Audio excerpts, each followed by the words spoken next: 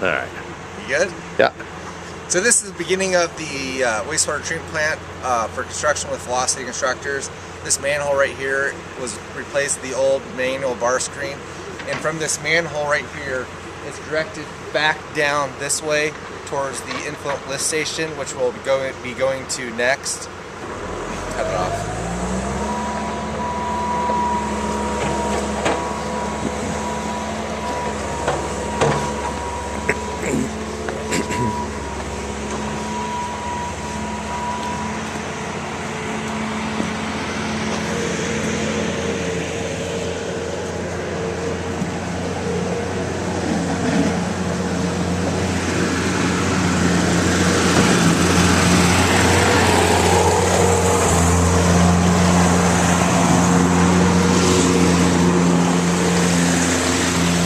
So this is your influent lift station. It has 2 submersible grinder pumps in it with 4 floats. The bottom float is your off. Your second float is pump 1 on. Your third float is pump 2 on.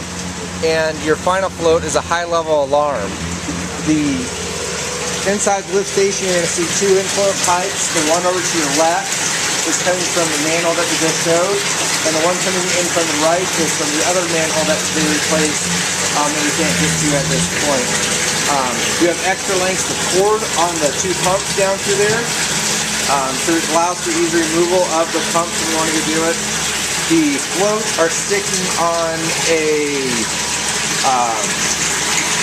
boat anchor, and are zip tied to the boat anchor. So if you ever by chance need to change stuff, you can lift all the floats up at one time, put some new zip ties on it, change the floats around, go that route.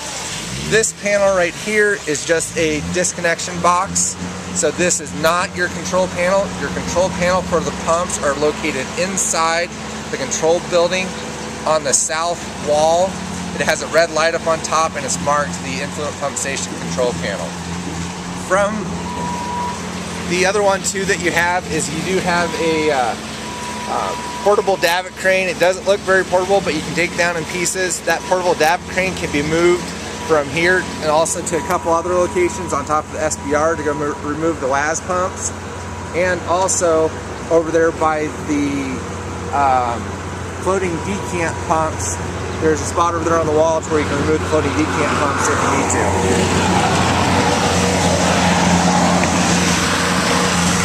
The lift station then pumps water going through the 1-inch stainless steel piping in through the mag meter.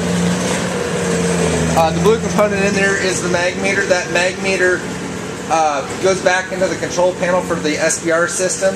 And you also have 2 injections in there, one for soda ash and one for one for caustic and one for alum.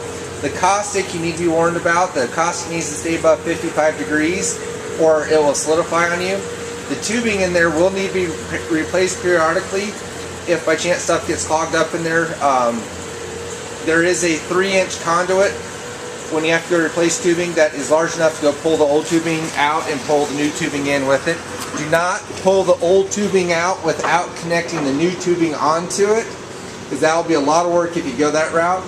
The mag meter down there is a Rosemount mag meter that was supplied by Velocity underneath their contract. The hatches that you have here are aluminum hatches. There is a key for each one of the 2 hatches. The drains for these 2 hatches go over there to the groundwater sump pump, which is over here in the black component, which they're working on right now. From the lift station, it goes through the meter vault.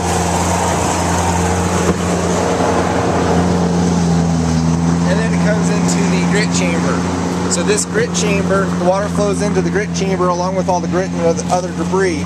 And right in the middle of this grit chamber there's a baffling wall. This portion of the grit chamber will have to have debris removed on it. You're going to have to check that periodically with the sludge judge. From this portion of the grit chamber, you're going to go over to the second portion of the chamber. Within this chamber you have the 2 larger diameter PVC pipes. Those are actually acting as weirs. Those weirs take the water level and make sure the water level is the same, and it will go off to both basins equal levels. The tops of these T's are not glued on, and we did that specifically. If by chance you guys ever need to change something in the future, those can be changed. from these two weirs, it goes off. You have a valve for, you have SBR basin number 1, you have a valve right here for it. That will isolate basin number 1. You have a valve right here that will isolate basin number 2. Those are two 6-inch gate valves. So here's basin, SBR basin number 1, SBR basin number 2.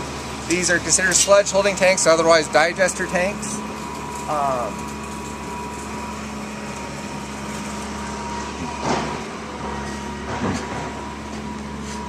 The SBR basins, the grating up on top is aluminum grating with stainless steel supports going along the edges of this, with stainless steel anchors in all the components.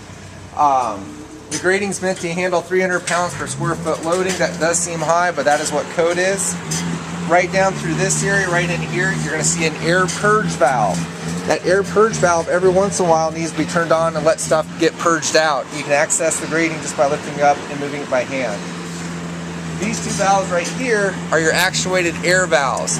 They're controlled by the SBR control panel. Those valves will open up and close depending on what cycle the SBR system is in. You have one valve for each of the two basins. The digester basins over here are controlled a little bit differently. They don't have actuated valves like the SBR system does. They're basically controlled with an on-off off the control panel. So they're either on for 12 hours, off for 12 hours, on for 12 hours, or if the operator changes that route through the control panel, they can change that means and methods through there. Coming down further on the SBR control panel or SBR system, you have